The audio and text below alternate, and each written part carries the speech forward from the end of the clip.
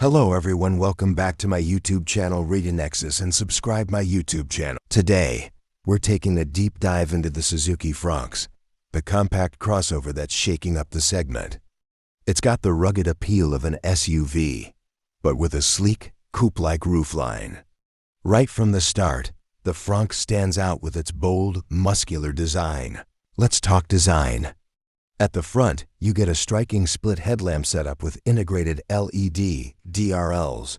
The rear is equally captivating, featuring a full-width LED light bar that connects the signature taillights, a premium touch that instantly elevates its look. The prominent wheel arches and the black cladding give it that essential SUV toughness. Stepping inside, the cabin is modern and feature-packed. You'll find a focus on driver comfort and technology. Highlights include a large, responsive 9-inch touchscreen infotainment system that supports wireless Apple CarPlay and Android Auto. For the driver, the heads-up display projects key information right into your line of sight, making driving safer and more engaging.